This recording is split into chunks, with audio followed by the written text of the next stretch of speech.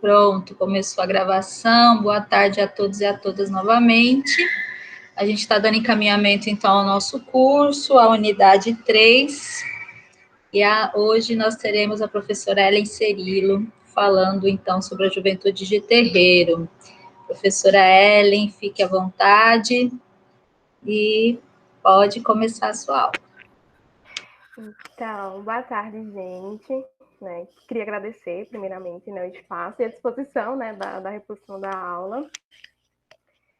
E aí, eu tinha preparado uma fala mais voltada para pensar o meu trabalho, a minha dissertação, que foi sobre juventude de terreiro, mas aí, depois da aula do Valmir, na semana passada, retrasada, fiquei muito inspirada em trazer outras coisas que eu tenho descoberto com as minhas pesquisas. Eu queria compartilhar um pouquinho para a gente pensar a juventude de terreiro hoje, né? Então, a juventude de terreiro é o tema com o qual eu trabalhei na dissertação, né? Comecei na graduação, pensando os grupos, a formação de grupos, organizações de grupos de terreiros em Alagoas, e na dissertação eu trabalhei com um movimento específico, um movimento político e religioso de juventude de terreiro, mas hoje eu queria apresentar um histórico mais amplo, mais geral, para a gente pensar de que forma o debate de hoje pode contribuir com o nosso curso, com as nossas percepções em relação à educação, em relação à juventude,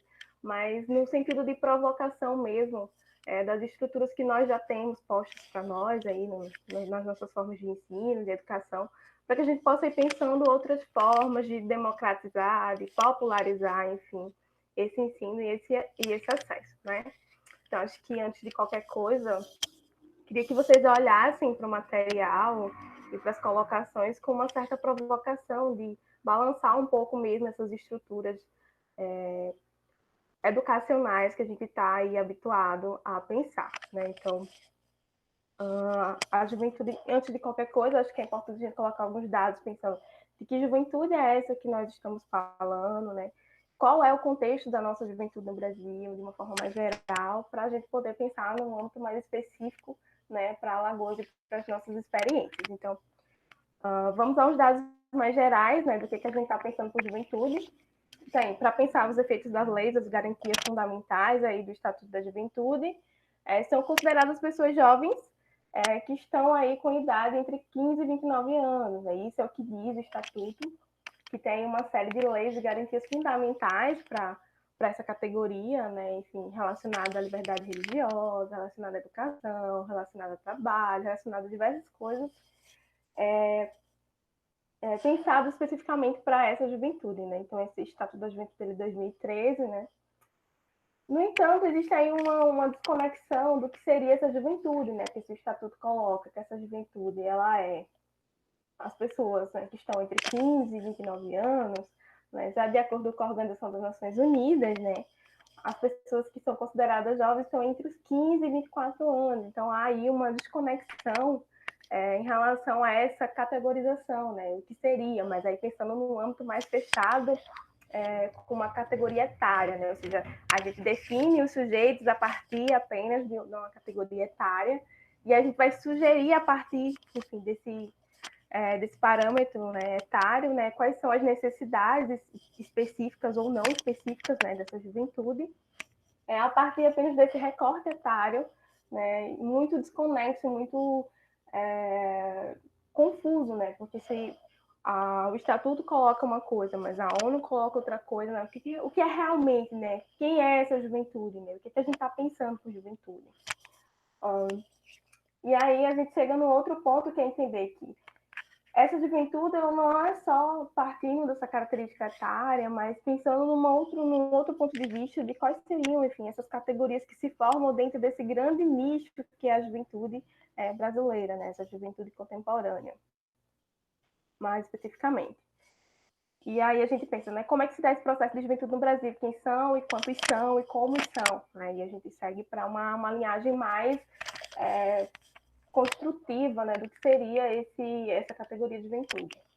E aí, segundo o Censo 2010, né, o Brasil possui mais de 51 milhões de jovens, né, com a idade entre 15 e 29 anos, que é aquele primeiro recorte etário do Estatuto da Juventude. Né? O equivalente aí 27% da população total do nosso país é considerado jovem. Então, a gente tem aí um dado bastante interessante para pensar, enfim, essa parcela da população de uma forma mais hegemônica, né? São muitas pessoas, né? Não são, enfim, dados minoritários, né? Mas tem uma quantidade de pessoas, assim, consideráveis. E em relação às questões mais sociais, econômicas e culturais, a gente tem aí alguns problemas interessantes para a gente pensar, né? Relacionado a emprego, educação, segurança, que são aí os grandes desafios, né, que essa juventude tem encontrado aí pelo caminho durante essa idade da vida, né, que é tida aí como transitória, né? Então, segundo os dados de 2009, né, do censo do IBGE também, né, 61% desses jovens brasileiros que estão aí, né, com a idade entre 18, né, já um pouquinho mais do que 15, né, 18 e 24 anos, estão desocupados, né, a famosa geração do nem trabalha, né, e nem estuda, né.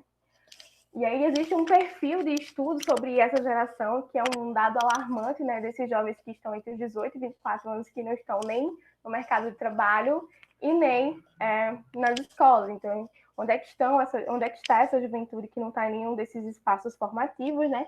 E que experiências que essas juventudes têm aí travado para pensar no âmbito mais específico de como que esses jovens têm acesso a essas políticas, essas garantias fundamentais, se eles não conseguem nem ser encontrados aí nesses espaços de formação, que tem aí um controle maior do perfil socioeconômico dessa juventude, né? É um dado bastante alarmante para a gente pensar. Para além disso, né, dessa condição social, socioeconômica desses jovens que não estão nem na escola, nem no mercado de trabalho, a gente tem aí um dado muito mais alarmante, que é em relação às causas por homicídio, né? Ou seja, 53% dessas causas, né, enfim, dos homicídios no Brasil são registrados com jovens, né, em sua maioria jovens negros. Então, são dados bastante alarmantes. E quando isso vem para Alagoas, ele vem num âmbito muito maior, porque Alagoas é um dos estados mais violentos para jovens negros, né? Então, são dados bastante interessantes para a gente pensar. E o que a gente entende, né, desses dados? Que existe aí uma limitação no quesito de pensar a juventude no âmbito só da questão etária, né? Então, não basta mais pensar essa juventude a partir da idade, mas é preciso pensar quais os contextos, quais as estruturas, as intersecções que atravessam as experiências sociais e culturais desses jovens, né? Então, é muito mais importante, muito mais interessante a gente pensar esse âmbito da juventude como uma construção social e não mais, né, como uma construção etária. Então, a gente ultrapassa aí essa barreira da questão etária, né, e começa a pensar a partir de agora uma juventude que tem aí, enfim, experienciado as suas formações não formais, né, em outros espaços, porque se elas não estão na escola e não estão no mercado de trabalho, então elas têm sido formadas a partir de outras perspectivas. Eu acho que é interessante a gente pensar isso para a educação, né, de que forma que a gente pode contribuir nesse sentido, mas pensar muito mais no sentido de que a preocupação agora é pensar essa intersecção dessa definição por faixa etária, mas muito mais preocupado e voltado para pensar uma definição por construção social, né? Então, o que esses jovens têm construído socialmente, né? Que marcadores sociais, né, eles têm definido aí a partir das suas experiências de vida, né? Então, esse é o ponto que interessa para a gente pensar a juventude de terreiro, porque são as intersecções que aparecem nesse sujeito, né? Então, a partir dessa perspectiva, o jovem vai começar a pensar até o próprio conceito de juventude, né? Porque a juventude, ela vai dizer, a juventude de terreiro, ela vai dizer que um jovem não é um de 15 a 24 anos, ou de 18 a 24, de 18 a 29. O jovem vai ser de 15 a 35 anos, então já tem um recorte maior, considerando aí fora do padrão etário, né, enfim, estabelecido pelo estatuto. Então, existe uma outra norma, né, interna, uma outra lógica interna para pensar o que seria um jovem de terreiro. E a partir das suas experiências, né, dessa construção social, o jovem começa a pensar outras categorias, né, para se incluir, para se organizar, para se formar, né, e é daí que surge, enfim, essa perspectiva de formar a juventude de terreiro como uma categoria, né, baseado no aspecto da cultura, qual o jovem está inserido. Então, ele é um jovem de terreiro porque ele está inserido num espaço que determina, que é determinado, né, como religiões de terreiro, ou como comunidades tradicionais de terreiro, né, pensando no âmbito mais amplo, ou ainda religiões afro-ameríndias, né, para incluir aí um número muito maior dessas religiosidades de origem negra. Então, eles partem aí desse lugar, né, são localizados aí, dentro desses espaços religiosos, para se construir enquanto categoria a partir das suas experiências, né, do jovem que está no terreiro, mas que está na universidade, mas que está na escola, é secundarista, né, enfim, tem outras experiências que vão aí atravessando a experiência desses jovens para se construir enquanto categoria social, né. Existem outras categorias dentro da perspectiva religiosa, né, então a gente tem debates muito amplos aí relacionados a mulheres de terreiro, discutindo questões de gênero, né. Tem um debate muito interessante voltado para pensar crianças de terreiro também. Tem aí a Estela Caputo, que tem feito um trabalho magnífico falando sobre a educação dos terreiros, a partir da lógica das crianças.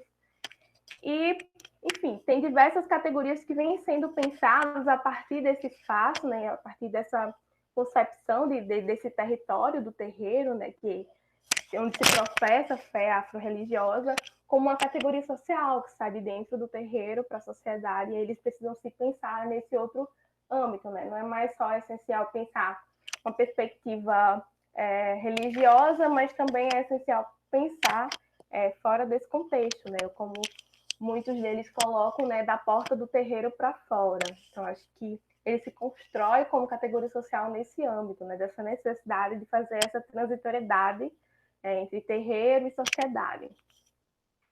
E aí, para a gente pensar que contexto é esse que faz esses jovens pensarem dessa forma, de se construírem enquanto categoria, dessa emergência, né, dessa categoria, acho que é importante a gente entender também de que religião é essa que nós estamos falando, né?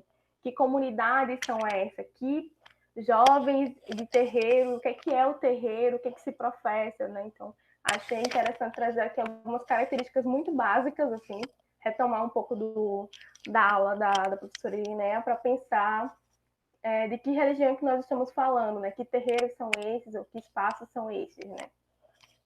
E aí eu retomo algumas características para as religiões afro-brasileiras aqui no nosso contexto, no contexto nacional, né?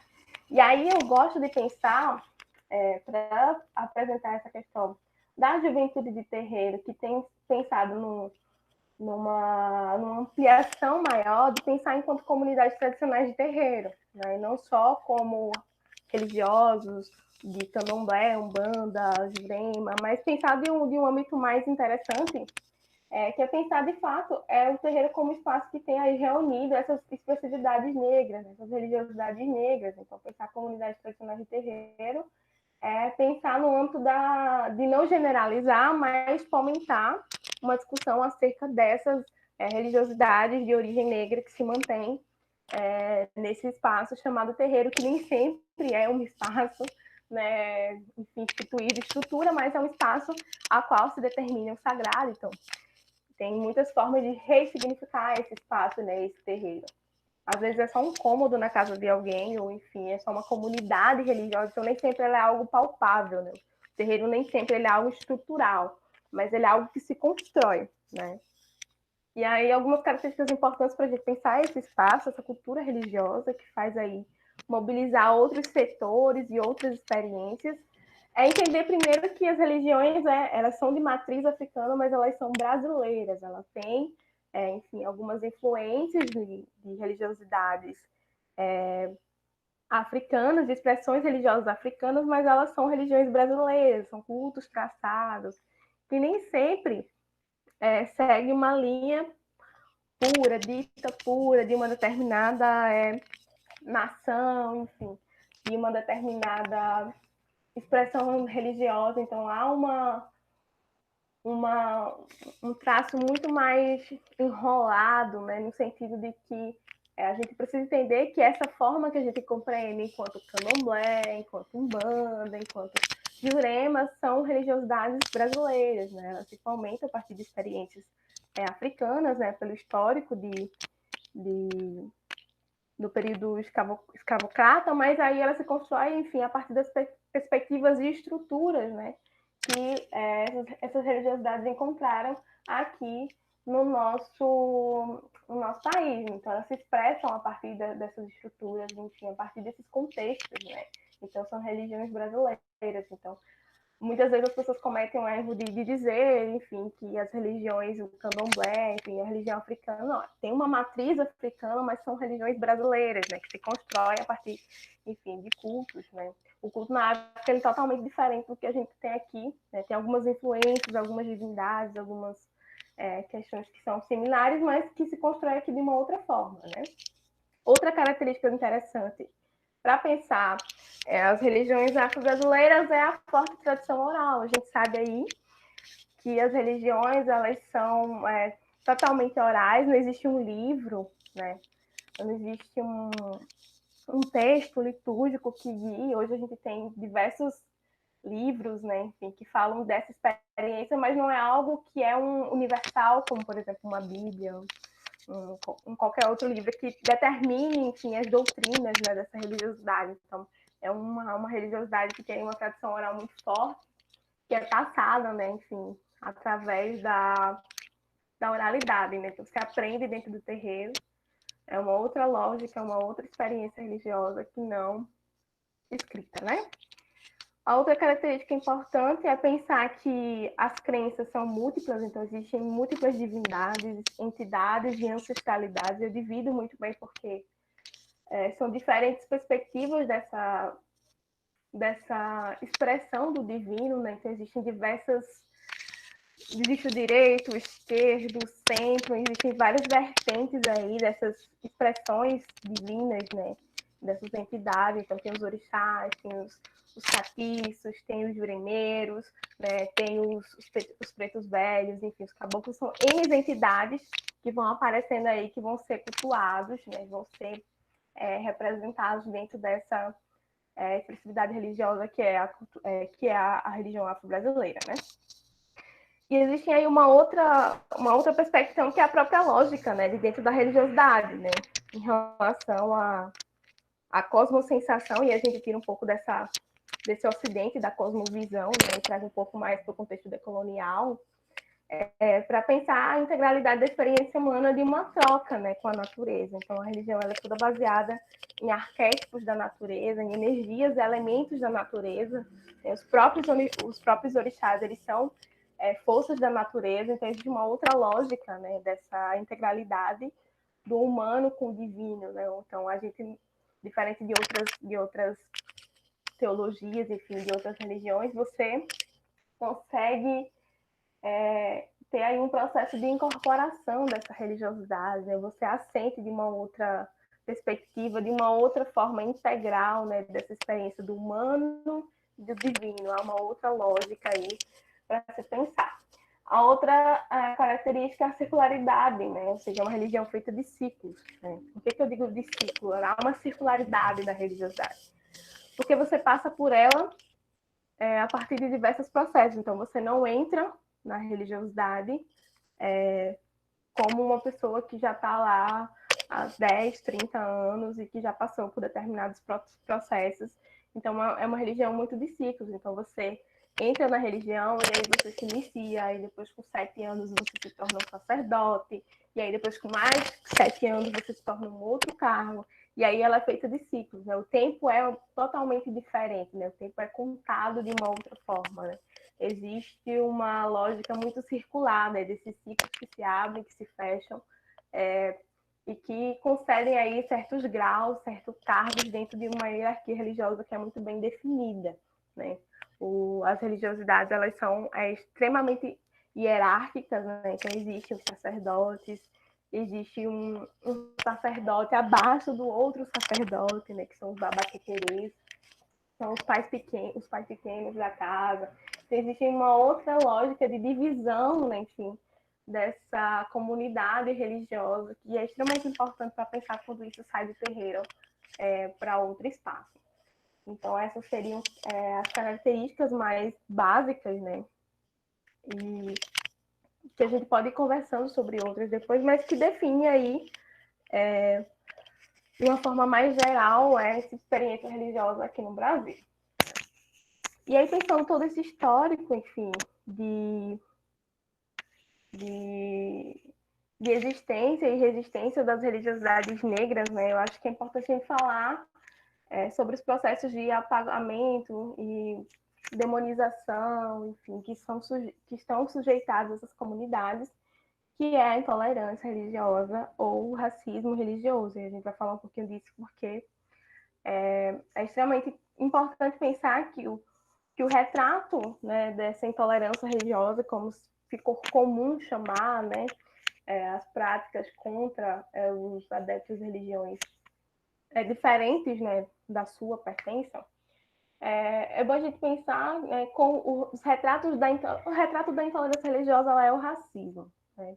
Porque a gente tem dados alarmantes que apontam que essas ofensas, essas agressões simbólicas, verbais e físicas, elas são feitas considerando aí os aspectos de cor, né, de crença, de raça. Então, acho que é extremamente a gente pensar nesse âmbito, porque quando a gente tira ela do âmbito do racismo, a gente dá uma aliviada, né, dá uma certa aliviada aí para pensar. Então, quando se coloca intolerância religiosa, os próprios religiosos têm questionado, né, essa coisa da tolerância, porque o próprio termo ele vai muito mais no âmbito do que é tolerado, né, daquilo que não, que é suportado do que propriamente respeitado, enfim.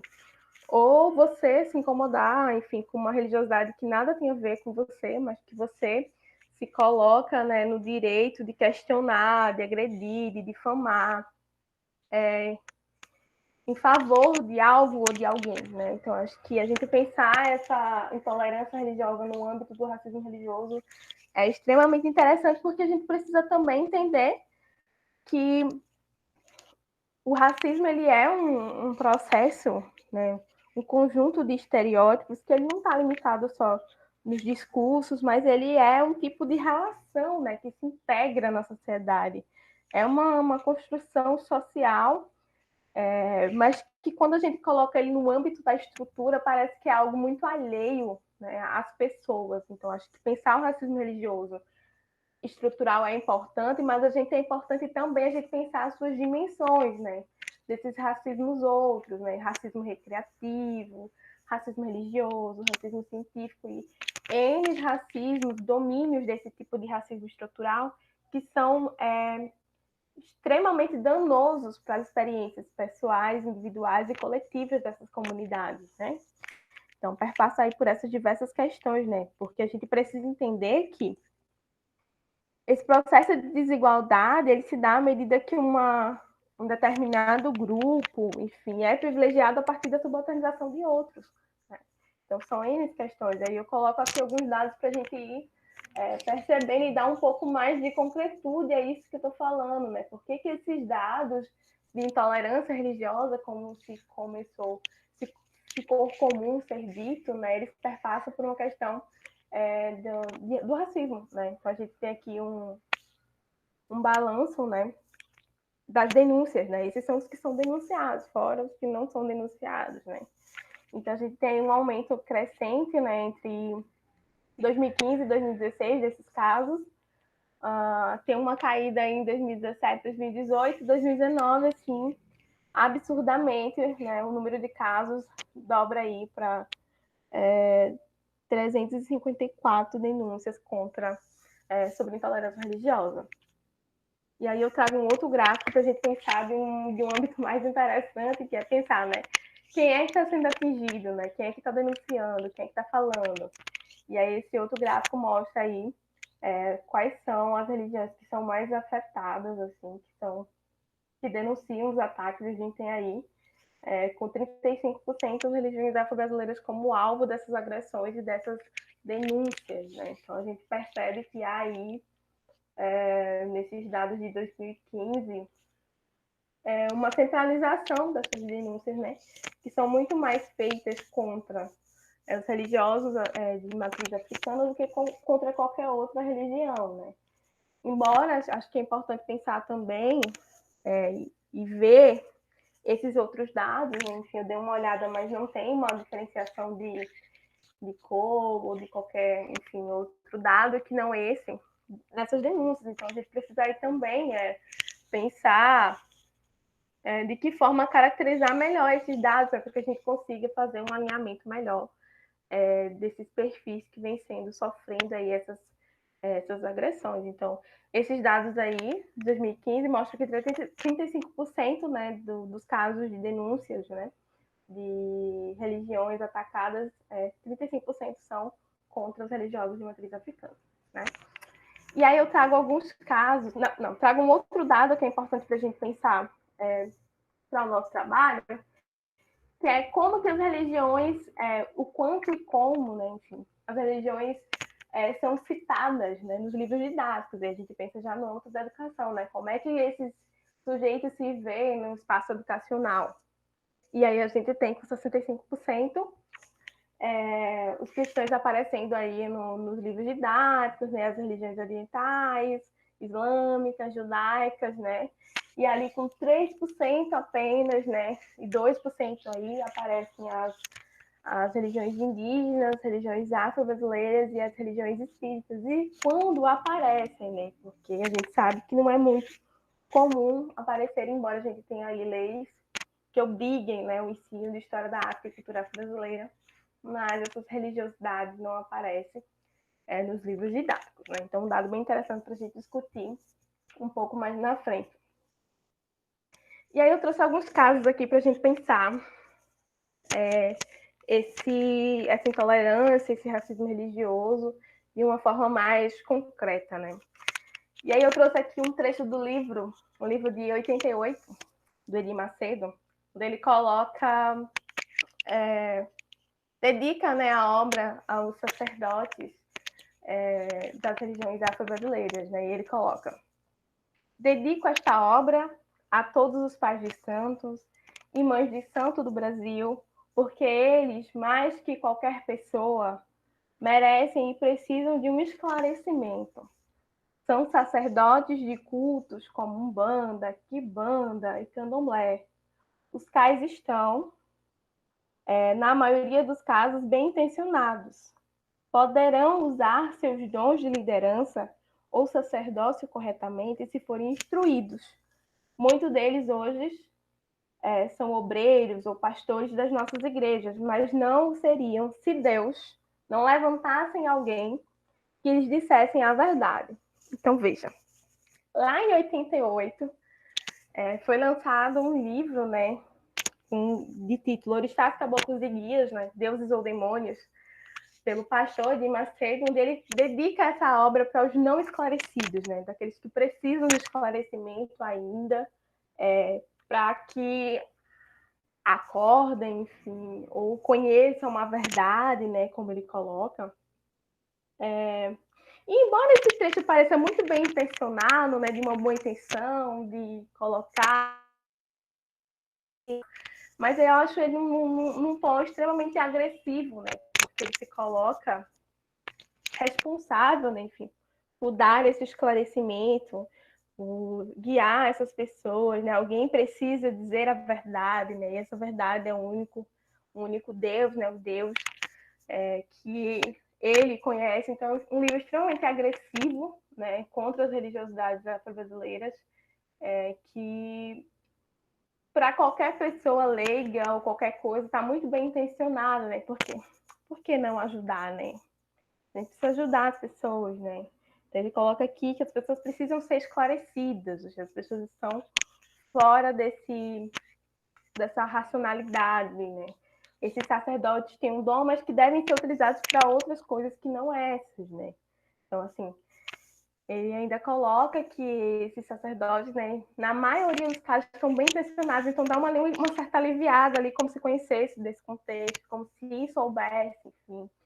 E tirando mesmo como algo enfim, que precisa ser abolido, né, demonizado e tudo mais. Então, veja, esses discursos só contribuem, né, excessivamente para os discursos de ódio contra os religiosos, discursos de ódio que levaram, por exemplo, e a deixarem a ser mortas, enfim, a sofrerem infartos por terem sua imagem, né, vandalizada em diversos aspectos. Então, esses discursos proferidos por outras religiões, esses ataques gratuitos, né, eles sempre estão a serviço de alguém, ou de algum grupo, ou de alguma instituição que busca, enfim, se sobressair a partir, enfim, da derrota, né, ou seja, dessa demonização das religiões afro-brasileiras, né? Então,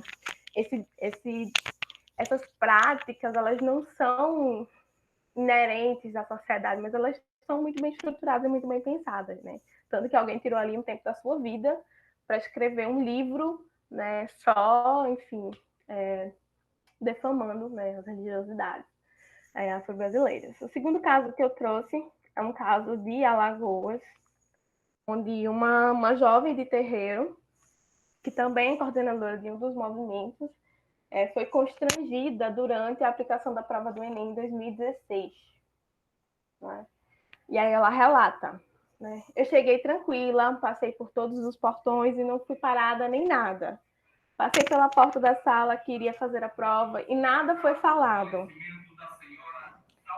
E nada foi falado sobre o turbante. Após 2 horas do início da prova, eu fui abordada pela fiscal de sala, que só depois de 2 horas veio me falar ironicamente que se eu pudesse ir amanhã, que seria no domingo, né, sem turbante, eu fosse. Sendo que assim, fiquei com o juízo conturbado, finalizei logo a prova e entreguei logo para ela, para chegar em casa e poder olhar o edital do Enem, para ver se tem algo que fala sobre poder ou não poder usar o turbante. Destacou a candidata, né? E aí o relator da matéria coloca: de acordo com ela, isso tirou sua atenção e lhe prejudicou na continuação do exame. Me senti constrangida por ela me abordar no meio da prova e falar que eu não poderia mais usar, porque se eu não pudesse, para não ir de turbante no outro dia, né? Então, veja, existem procedimentos, enfim, para aplicações dessas provas que fazem com que as pessoas, enfim, passem despercebido. Então, existe um certo de procedimento padrão para quem entra utilizando elementos religiosos, né, mas que não teve uma abordagem correta nesse caso, né? Então, ela se sentiu constrangida porque depois que já tinha iniciado a prova, esse procedimento deve ser feito antes da entrada da participante na sala. Ela tem todo o direito, porque existe uma lógica religiosa para que ela cubra a cabeça, enfim, que só compete a ela, né, de poder fazer uso desse elemento religioso dentro na hora de fazer a prova, enfim, dentro desse espaço. Existe um procedimento que poderia ter evitado todo o constrangimento, que seria a vistoria, né, de chamar a participante para um outro espaço, pedir que ela, né, desfizesse o seu turbante, olhasse e tudo mais, e refizesse esse processo, mas isso foi, né, negado a ela, né, a partir do momento em que ela entrou, ninguém falou nada, e aí depois de um tempo que ela já tinha começado a fazer a prova, né, ela foi perturbada, né, para que ela não viesse, né, ou seja, advertida, para que ela não viesse no outro dia utilizando o turbante, sendo que ela tem todo o direito, né, legal de fazer uso desse elemento religioso. Então, esse caso foi um caso que ganhou grande repercussão na época, né, porque o mesmo ano, a redação do Enem foi falando sobre intolerância religiosa e esse caso aconteceu com a Lucélia aqui em Alagoas. Né?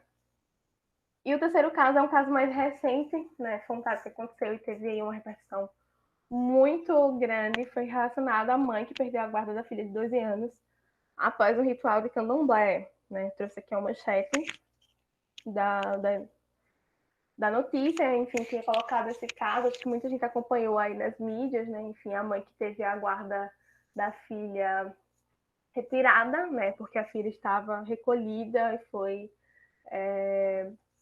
A mãe foi acusada da filha estar passando por maus tratos, enfim, lesionada. A menina saiu do terreiro do seu processo de recolhimento para ir fazer exames, enfim, no corpo de delito, e foi alegado que ela não tinha nenhum tipo de maus tratos, nenhum tipo de hematoma, além da cabeça raspada.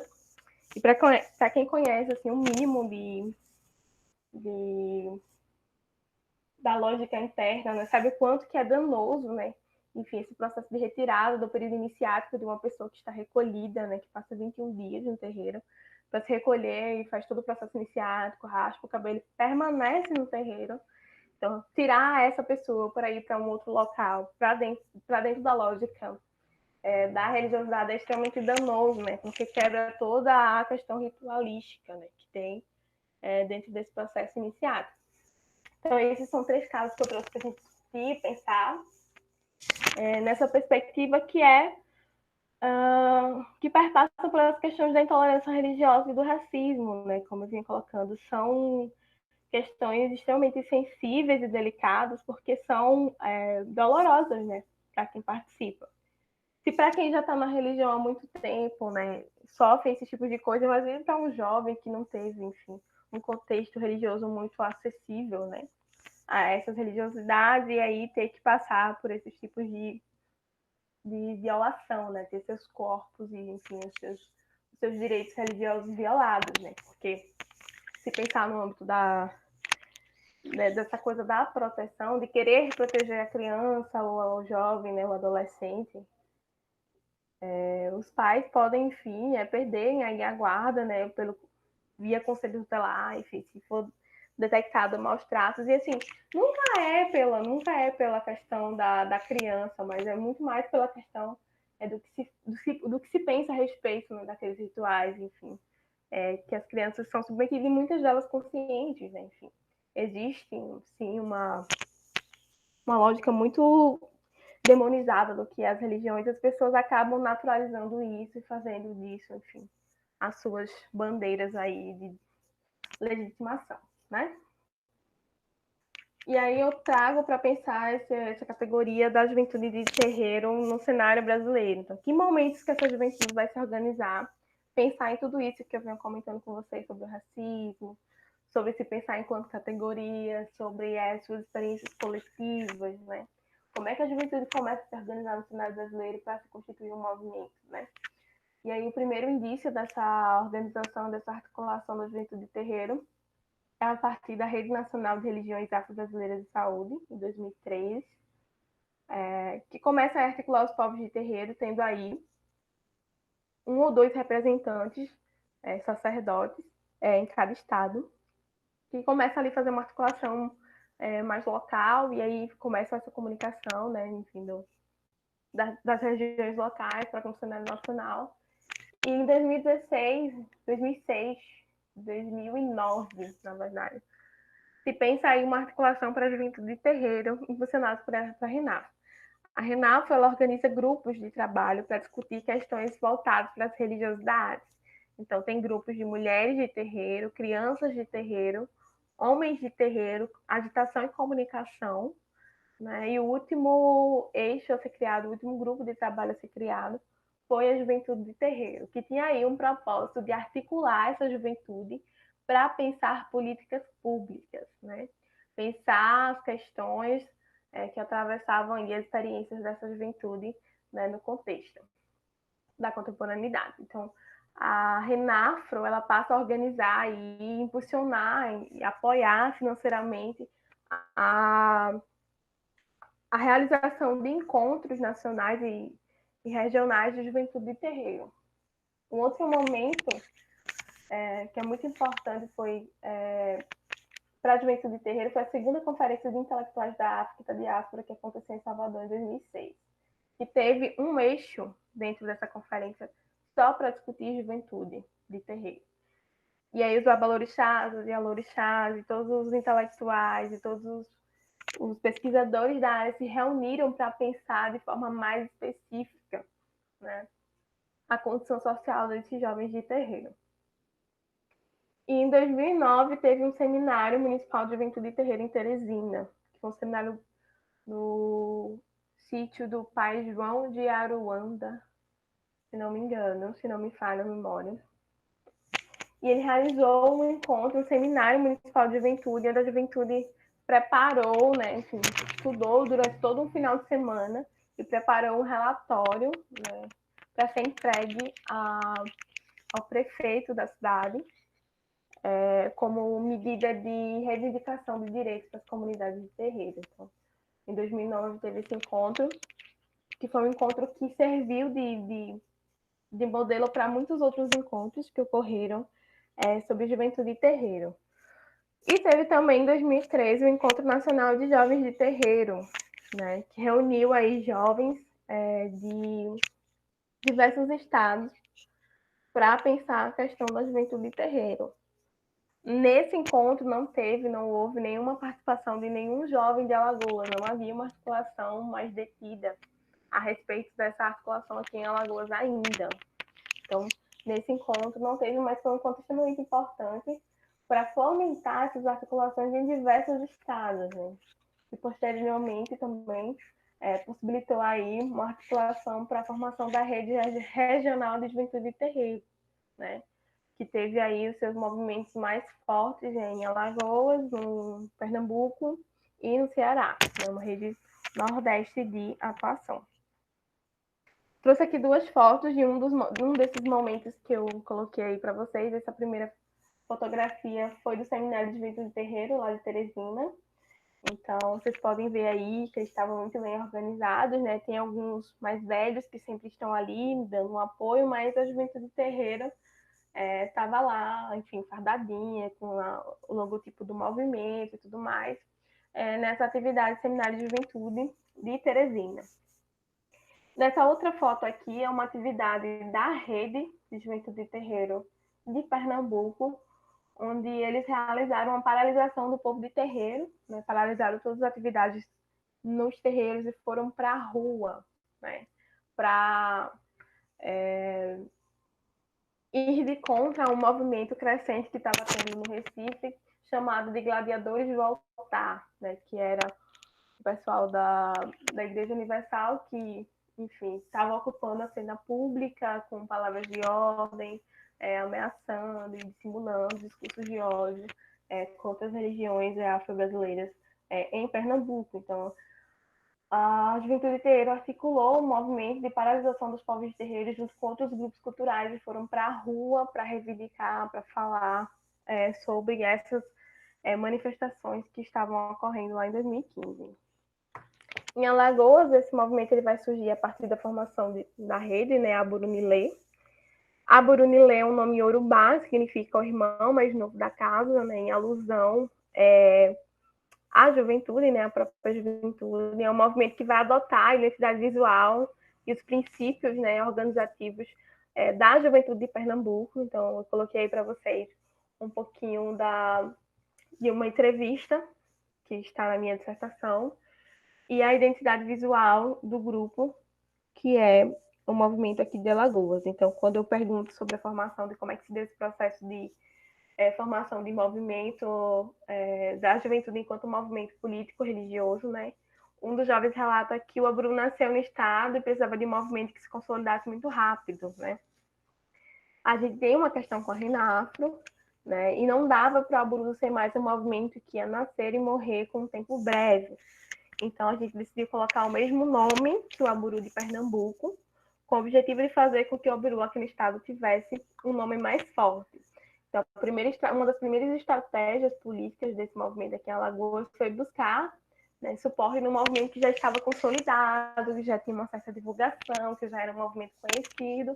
Então, era muito mais fácil pegar essa identidade e se fortalecer a partir daí do que criar um novo movimento a partir de algumas cisões, né, que o movimento de juventude terreiro já tinha ocorrido, já tinha passado aqui no nosso estado. Existia uma articulação de juventude terreiro lá em 2013, proporcionado pela Renafro, mas os jovens não se sentiam representados por aquela figura, né? E aí eles pensaram e quiseram criar um movimento que tivesse a cara, né, dos jovens, da juventude terreiro. E aí, em 2014, finalzinho de 2014, eles criaram e lançaram o movimento Aburunilê, né, em Alagoas. A primeira atividade foi uma atividade muito tímida ainda, né? Eles foram para o Coreto do Jaraguá e conversaram ali um pouquinho com alguns jovens do conhecimento, né? A ideia de formar o movimento surgiu de uma casa, né, da Casa de Iemanjá, e aí com os contatos que tinham de outras casas, marcaram o primeiro encontro. Nesse primeiro encontro, teve aí um número de 5 pessoas, né, que foram, e foi número bem reduzido do que estavam esperando, mas ali ficou decidido que essas 5 pessoas seria a coordenação do movimento. E aí, no segundo encontro, o movimento já conseguiu ter uma adesão muito maior, chegando aí a ter quase 40 a 50 pessoas jovens na orla de Maceió, né? E aí, o movimento foi realizando desde 2014, né? Teve alguns meses parados, enfim, o movimento ele tinha uma dinâmica muito própria, que dependia muito da dinâmica religiosa, então a gente pode ver aí uma perspectiva de que a religião ela tem uma influência muito forte no movimento, embora o movimento tivesse uma perspectiva política, mas ele estava muito ligado, né, à questão religiosa, não só no sentido de atuação, mas no sentido visual, no sentido estético, no sentido de dinâmica religiosa, né? Mas a dinâmica do movimento ele era muito dependia muito da dinâmica dos terreiros. Então, por exemplo, tinha mês que eles não conseguiam realizar atividades porque era mês de festa de celebração de determinado orixá e era um período em que os jovens tinham que ficar nos terreiros e aí não podiam realizar atividades, enfim, em outros locais, né? Então, era muito dependia muito dessa agenda, né, litúrgica, essa agenda de celebrações e festas dos terreiros para que as atividades acontecessem, né? E aí eu trouxe duas fotografias, não, uma divulgação e uma fotografia de um desses momentos que a juventude realizou em Alagoas, que foi o projeto Giro nos Terreiros. O projeto Giro nos Terreiros ele surgiu a partir da necessidade de articular melhor as casas, né? Existia um distanciamento de uma casa para outra, porque o movimento estava muito associado a uma determinada casa e existia aí um conflito de interesses entre outras casas. E os jovens pensaram, como é que a gente faz para trazer jovens de outras casas? E aí eles pensaram de fazer uma rotatividade dos espaços, né? Então, os encontros aconteciam, né? Uma vez aberto, uma vez fechado. Então, uma vez era no terreiro, uma outra vez no mês era no espaço aberto. Né? E eles começaram a fazer esses giros nos terreiros e eles levavam um certificado, né? Um papel certificando que aquela casa, né, apoiava a juventude terreiro, né? Então, aquela pessoa daquela determinada casa, ela tinha que dizer publicamente que apoiava a juventude terreiro para que os filhos, enfim, toda aquela comunidade religiosa pudesse participar desses momentos com a juventude de terreiro, né? Então, aqui tem uma atividade realizada no terreiro do Babá Massinho, já falecido, né? Uma atividade que eu estive presente, né, do tempo que eu estive acompanhando as atividades do grupo, então a fotografia é do meu acervo, né, da pesquisa. E foi uma atividade onde eles fizeram uma reavaliação, né, de como é que estava se dando essa mobilização das atividades da Juventude Terreira em Alagoas. Então, teve bastante jovem. Então, a dinâmica dos encontros acontecia muito similar assim, a outras atividades nos terreiros. Então, quando começava, cantava-se para orixá, para abrir os caminhos. Então, cantava para Exu e se louvava. Então, no final, também louvava, agradecia ao Xalá pela boa reunião, enfim. Tinha questões bastante interessantes relacionadas às religiosidades no encontro. Que nem sempre era falando sobre questões religiosas, então teve encontros falando sobre questões políticas, né? Políticos que outras organizações que iam lá para conversar com a juventude do terreiro, né? Tinham encontros falando sobre gênero, sobre feminismo, então tinham temas que nem sempre eram ligados às religiosidades, mas as dinâmicas da reunião elas aconteciam dessa forma, né? Então tinham uma ligação muito forte com a questão religiosa. Para esse processo de educação nos terreiros, né, de que forma que é aprendido toda essa experiência religiosa, existe não só essa preocupação com o aspecto político da juventude, mas também uma preocupação com uma continuidade, uma responsabilidade existencial da religião. Então, a juventude ela é pensada pelos mais velhos, ou pela comunidade religiosa, como líderes do amanhã, possíveis sacerdotes. Né? Então, por ser uma religiosidade muito forte no aspecto da tradição oral, esses conhecimentos eles só são passados na dinâmica diária do terreiro, né? Então, é preciso estar ali, permanecer ali para que se aprenda, para que se passe por todos os processos de iniciação, né, de ganhar os cargos, enfim, para que futuramente aquele jovem possa ser um sacerdote, né, e possam ter, enfim, guiar um determinado terreiro a partir dessa preocupação.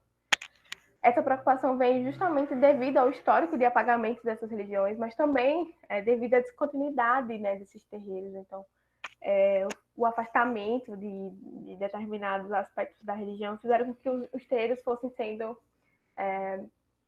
um pouco esvaziados, né? Então, tinham terreiros que acabaram fechando por conta, enfim, de uma não continuidade do axé daquela casa, né?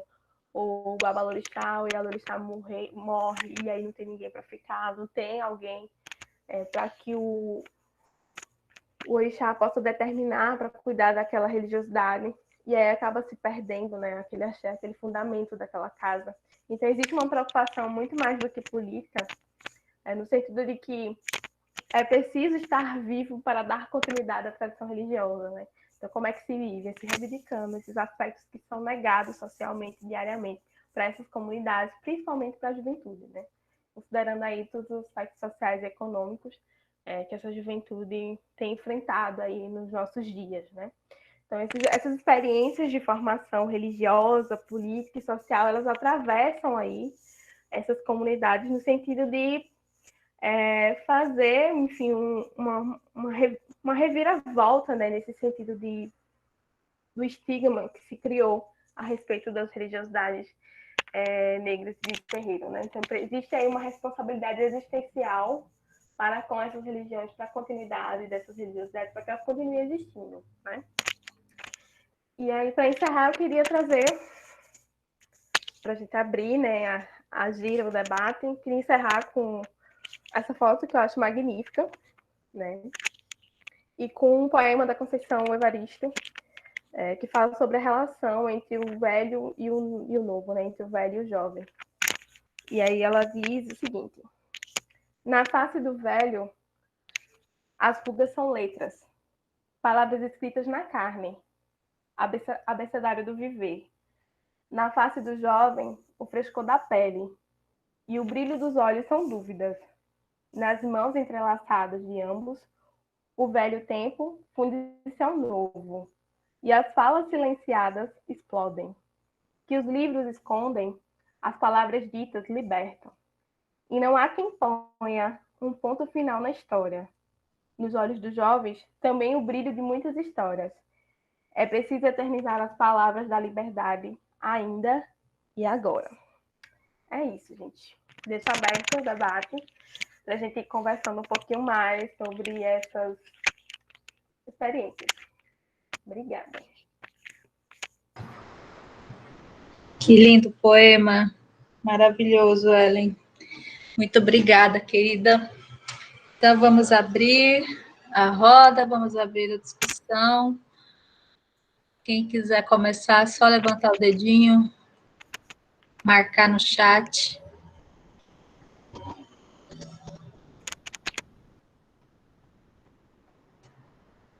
Seu microfone estava dando teco-teco, Ellen. Ai, meu Deus. Tomara que não tenha ficado tão ruim assim. Não, mas deu para ouvir bem, só de vez em quando. E aí, pessoal, vamos? Sem timidez? Eu nem posso ficar fazendo pergunta, não, porque, né? Já sou muito suspeita.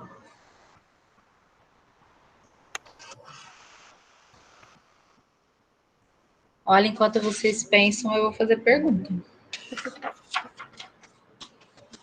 Ellen, eu tendo oportunidade de ver você falar, e cada vez que você fala sobre o tema, eu aprendo um pouco mais.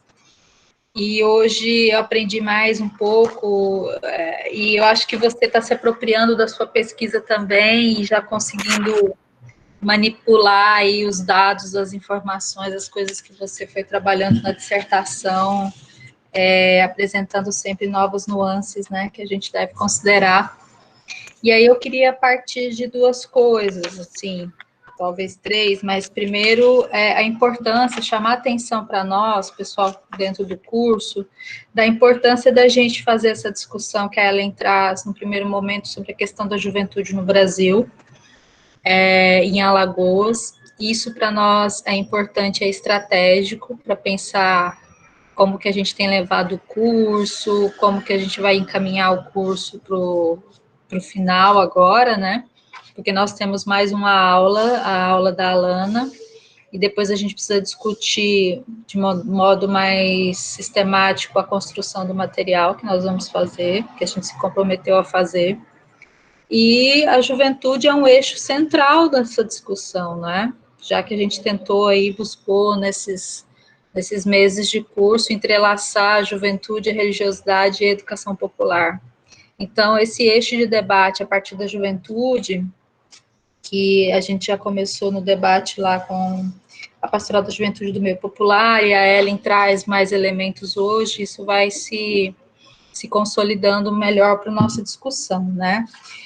Então, é claro que chama atenção muito os dados socioeconômicos e culturais que traz sobre a respeito da juventude no Brasil. A gente sabe que já foi falado aqui no curso, né, que a gente está com um problema grande esse ano, porque nós não vamos ter o censo, então a gente está com uma defasagem de informações. Se a gente for considerar pelos dados que a Ellen trouxe, que é para 2009, né, Ellen? Então, imagina a situação dessa juventude hoje, né, em termos de emprego, segurança e educação. Então, a gente tem aí um recorte que é preciso, talvez, a gente conseguir atualizar um pouco desses dados e ver como que a gente vai fazer para utilizar essa informação estrutural, essa informação de base, no debate que a gente se propõe a fazer, né?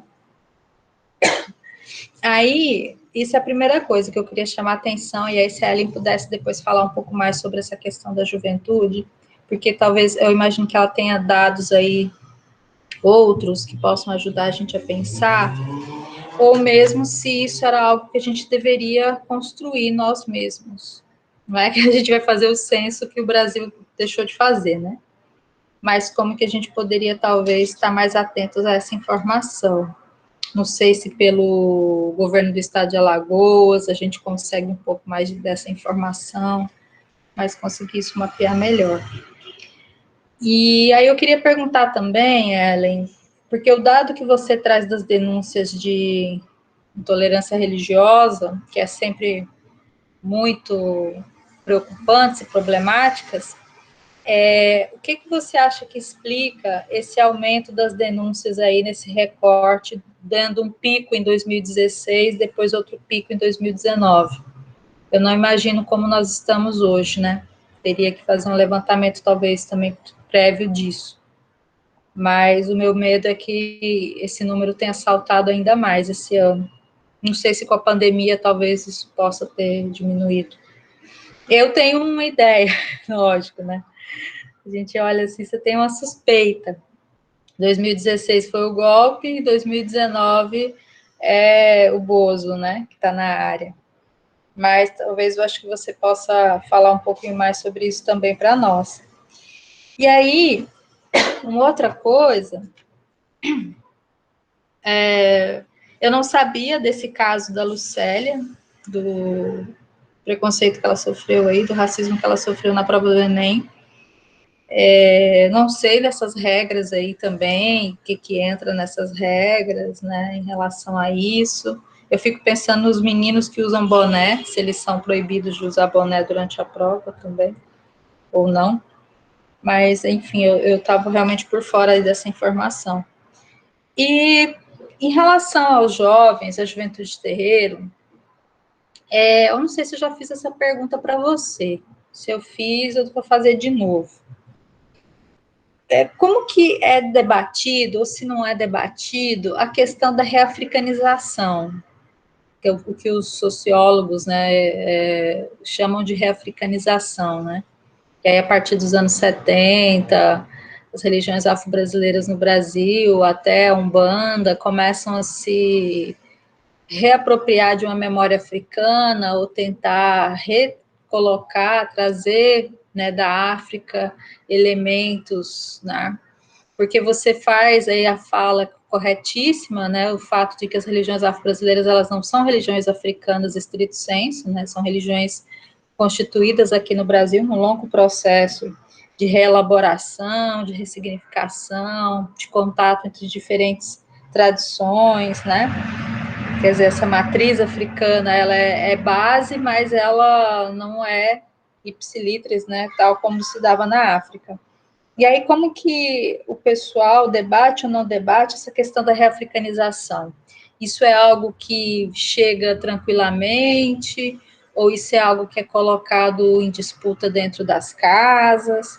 Aí vê que é uma pergunta mais da curiosa aqui, interessada, né?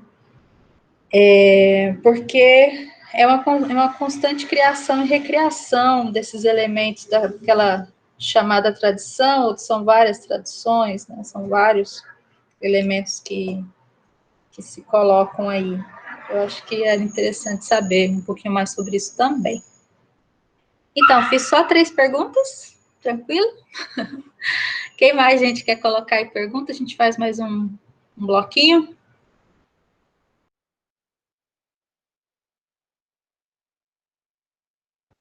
Pode falar, Aline, querida. Oxe, ela foi falar e caiu. Meu Deus. Mas alguém, pessoal, enquanto a Aline volta. Ai, meu Deus. A Aline voltou. Voltou, Aline. Pode falar, querida.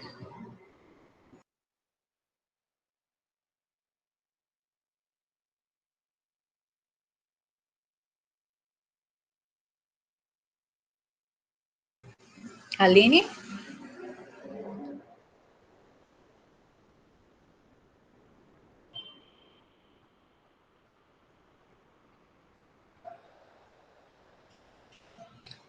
A Aline não está conseguindo estabilizar a conexão.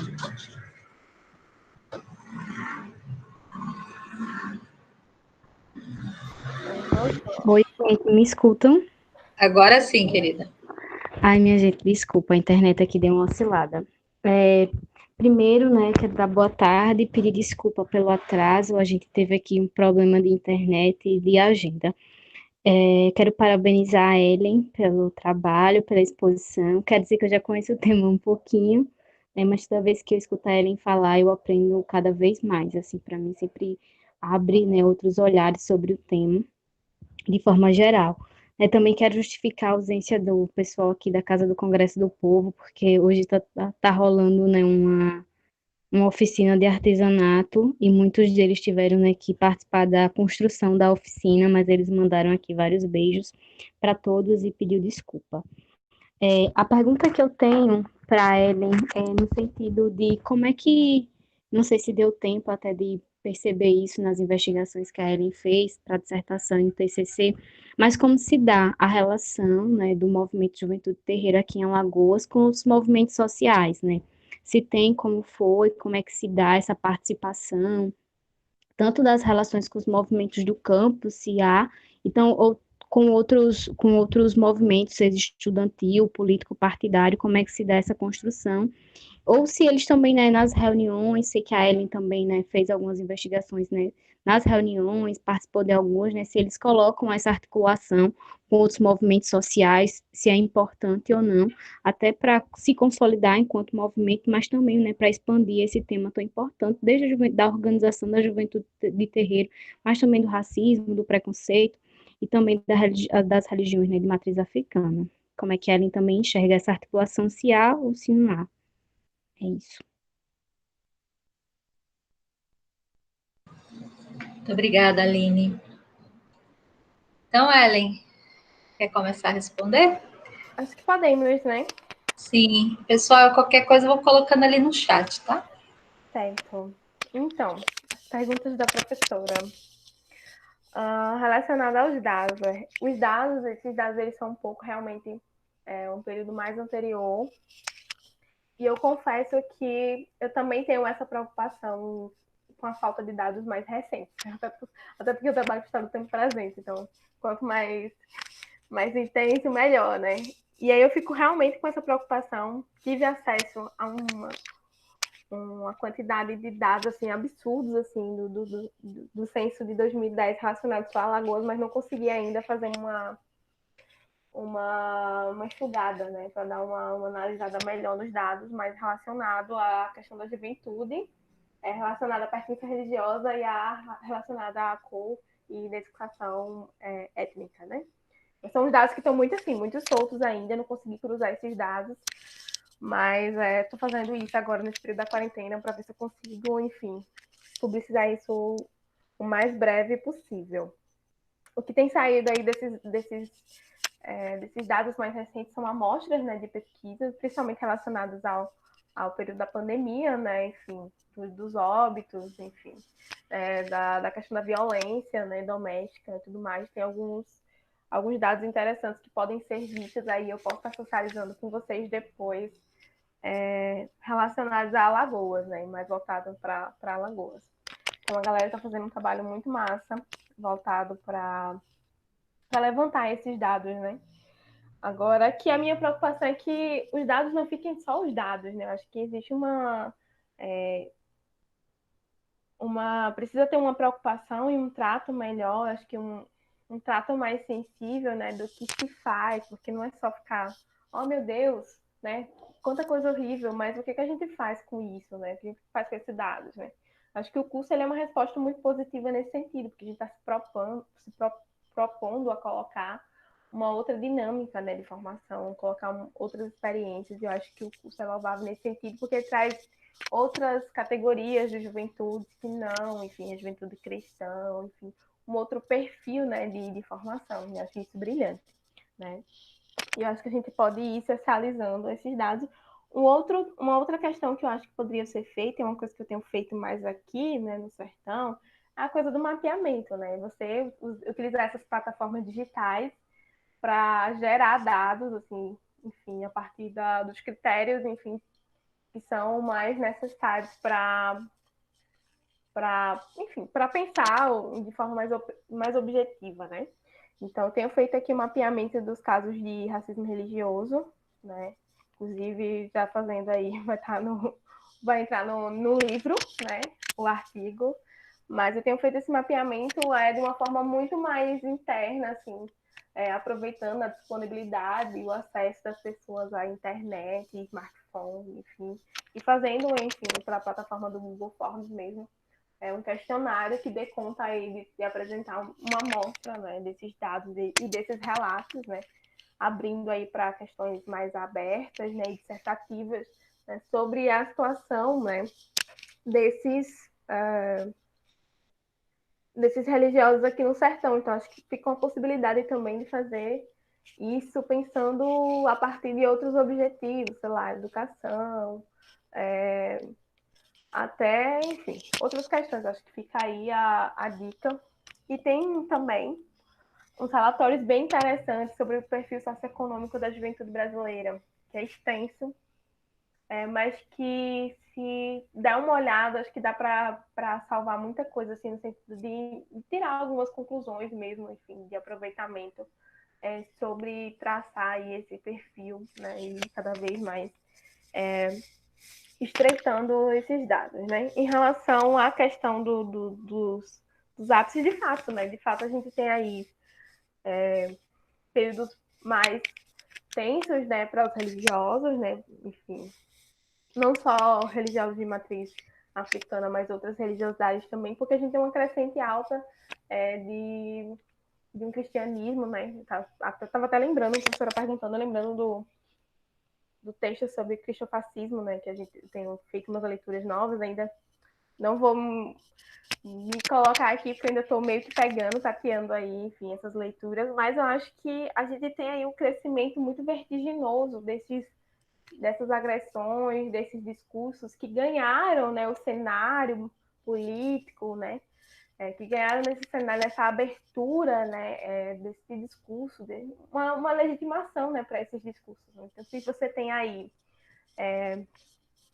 governos de Estado que autorizam, enfim, e fazem barbáries em relação a essas comunidades, então os seguidores farão o mesmo, né? A gente tem um crescimento vertiginoso desses seguidores. Então, acho que a minha percepção e a minha análise desse cenário é que, de fato, a gente tem aí esses picos, né, de agressões muito combinado, assim, sabe? Eu não penso que as denúncias, porque a gente está falando de denúncias, né? Fora o que acontece. Mas também acho que essas questões elas têm migrado para um outro espaço que se chama internet, que é uma terra de seu ninguém, que é e que não é ao mesmo tempo, mas que tem sido um absurdo, assim, a forma como as pessoas têm se autorizado a fazer coisas e dizer coisas a respeito de outras pessoas, de outras lógicas religiosas que não a deles, a sua, enfim. Eu acho que tem saído, sabe, do âmbito do convívio social para o espaço da internet, né? Eu acho que esses dados também devem estar disponíveis aí, alguém deve estar vendo isso, né? Porque é muito corriqueiro, né? Você vê páginas sendo intolerantes, enfim, pessoas achando que está tudo bem, enfim, é uma coisa absurda, né? Então, acho que está ganhando outros espaços, né? Fomentando outras discussões. Eu acho que esse período da pandemia serviu para fomentar ainda mais, né? As pessoas estão bem loucas, para não dizer outra coisa, né? Mas eu acho que além desse cenário político, né, favorecer, legitimar esses discursos de ódio, a essas práticas, né, enfim, autorizar mesmo do ponto de vista bem totalitário, eu acho que tem ajudado, né, enfim, as pessoas acharem natural, acharem comum, embora também tenha sido aí nesse período que a gente tenha falado cada vez mais de racismo, de intolerância religiosa, dessas questões, mas também é um período que as pessoas têm se achado mais no direito de falar qualquer coisa, né? Então, são tempos difíceis, né? A gente tá aí só resistindo mesmo. Mas são tempos bem difíceis. Em relação à reafricanização, eu não vejo que há uma preocupação, assim, dos jovens. Porque eu acho que os jovens, numa lógica religiosa, eles estão muito mais eu vou usar a palavra subordinados, mas no sentido não da coisa, mas porque eles respondem a uma outra pessoa no quesito religião, né? Então eles não têm uma autonomia suficiente para discutir questões religiosas do ponto de vista interno dos terreiros e da própria reapropriação das nações, né, das casas, porque eles não têm acesso a esse tipo de discussão, né? Então, o que eles fazem muito mais da porta do terreiro para fora, né, de um âmbito mais social, né, de lutar por causas, de levantar bandeiras, de partir da sua religiosidade para pensar políticas públicas, né, do que propriamente se envolver com questões internas, né, debates mais efervescentes das questões da própria juventude, né? Da questão religiosa. O que eu vejo, por exemplo, é a juventude se apropriando de algumas discussões, né? Se apropriando no sentido de levar essas discussões para as reuniões, enfim, para os eventos, para as falas públicas, né? Porque eles passam a ganhar espaços nos eventos e celebrações dos religiosos, mas eles têm se apropriado de algumas questões. Uma dessas questões é a própria memória, né, do quebra, de algumas memórias, de algumas falas de líderes religiosos que propagam, de fato, esse processo de reafricanização, né? Mas eu acho que é um discurso muito mais apropriado desse contexto religioso que o jovem está inserido do que propriamente refletido, né, no sentido de buscar, enfim, um conhecimento a respeito disso, porque eu compreendo, né, que essa juventude ela está um pouco mais, enfim, ligada a essa estrutura hierárquica que o terreiro tem, né? Então, o jovem ele aprende a lógica religiosa de uma forma muito mais intensa, né? Então, não vejo um debate mais amplo sobre reafricanização, embora eu veja também uma discussão muito efervescente, e aí foi uma das coisas que o movimento acabou tirando, né, no processo, que é em relação à ética religiosa, né? O que seria a ética religiosa? O que eles estão chamando de ética religiosa? que é aquele verdadeiro discurso, né? Minha casa é assim, na sua não é, né? E esse debate gerava muita confusão, muita discussão, porque de fato não é igual, né? E aí envolve questões ritualísticas muito complexas, né? Porque são reaprendidas de uma forma e são readaptadas de acordo com o contexto de cada terreiro. Então, isso para um coletivo que pertence a diversas casas, né? Que tem gente de diversas casas, não era muito interessante avançar nesse sentido, porque não ia chegar a conclusão nenhuma. Então, isso era em coisas muito básicas, assim, no sentido de até da própria pronúncia de palavras, no sentido de que determinada casa faz a pronúncia errada e não é assim, não se canta assim, não se faz assado. Então, logo no início, no período de articulação, já se tinha abolido essa coisa de discutir questões religiosas, né? Então, pensava só coisas que atravessassem mesmo a experiência religiosa dos jovens do terreiro para fora. Então, não se discutia mais questões religiosas como ritos, como processos iniciativos, enfim, nada dessas questões eram pautas, porque se entendia a necessidade de prezar pela coletividade e não, enfim, discutir as diferenças, né? Então, evitava aí os conflitos, né? Então, a separação de casas, porque esse conflito entre as casas já era aí muito latente desde muito antes, né? Então, a juventude só acaba seguindo aí no mesmo barco, remando aí na mesma direção. Então, evitar esses conflitos era um dos princípios da juventude, né? Não discutir questões religiosas, porque não compete, de fato, a esses jovens, né? Então, acho que não tinha uma discussão sobre essa coisa da reafricanização.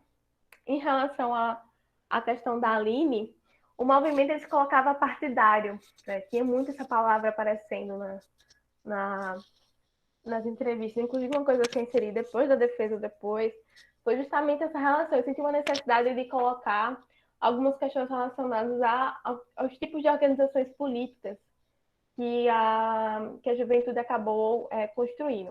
Embora a juventude terreira se colocasse a partidária, tinham pessoas que participavam desse grupo que eram filiados a partidos ou que tinham experiências políticas de outros, né? De outros movimentos, e isso acabava saindo, escapando nas narrativas aí ao longo das entrevistas. Eu saí catando essas entrevistas para entender essa relação, de como é que se dava essa relação com outros processos, né? Então, havia a percepção de que não tinha uma discussão mais aberta para pensar a juventude de terreiro e as necessidades dessa categoria dentro dessas organizações secundaristas, né, ou seja, movimento estudantil. Também não tinha, né, um debate sobre isso na própria universidade. E aí os jovens vão colocar que embora a universidade pareça essa coisa diversa, né, e esse grande cenário, mas ainda é muito resistente a discussões quando se trata das questões das religiosidades negras, né? Então, ele coloca as limitações dele em relação a essa questão da universidade. Então, aí não havia uma abertura muito, muito interessante dentro dos movimentos que esses jovens já faziam parte. Então, eles entendiam, é preciso se organizar politicamente, se afiliando a partidos por questões X, mas a gente não se sentia contemplado com tudo isso, né? A gente precisou se organizar de uma outra forma, mas a grande maioria desses jovens não estavam filiados, mas tinham algumas figuras ali que estavam filiados a alguns partidos de esquerda, né? E que acabavam trazendo, enfim, essas faltas mais latentes da política, né? Por exemplo, tentando inserir a juventude, por exemplo, nos protestos de democratização, em favor da democracia, enfim, lá em 2016. Então, ele tinha um processo, uma investida também, né? Política no cenário, né, desses movimentos mais político, mas não havia uma ligação muito visível, né, desses movimentos com a juventude de terreiro. O que tinha era uma insatisfação e uma reclamação, né, de alguns jovens com alguns babalorixás e algumas ialorixás que permitiam que políticos adentrassem os seus terreiros, utilizassem desse cenário para se propagar politicamente sem trazer nenhum tipo de retorno. Então, havia uma insatisfação com esse tipo de prática, né? Muito comum nos terreiros alagoanos. Então, tinha muito ali um burburinho, mas uma coisa muito na surdina das conversas antes das reuniões em relação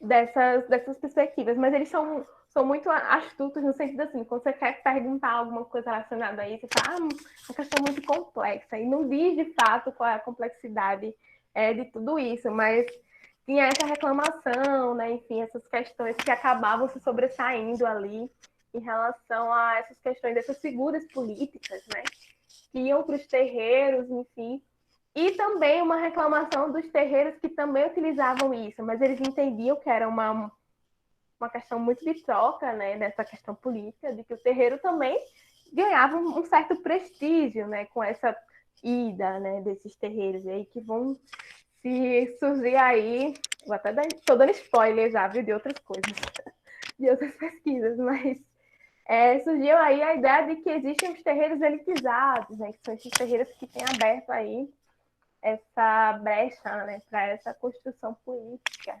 dessas figuras aí em Maceió. Então, muita coisa justamente, é que surgem os maltas da vida, justamente. Então, muita coisa acaba aí ficando para os próximos trabalhos, né? Vamos aguardar para ver o que vai vir mais disso, mas acho que é isso. O que vocês acham? Sim, esse aí é uma problemática muito boa. Você pensar em sua tese de doutorado já, professora. Pois é, estou dando um spoiler ainda, na verdade, do projeto, né? Isso aí, tá ótimo spoiler, já deixou todo mundo interessado. Muito bem, quem mais, pessoal? Wellington, Fabrícia, Laura, Éricles. Abram os microfones.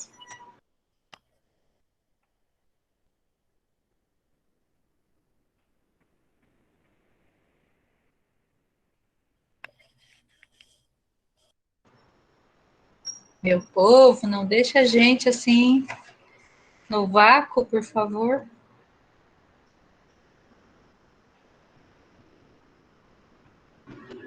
Cada um esperando o outro. Por isso que esse Brasil está dessa situação.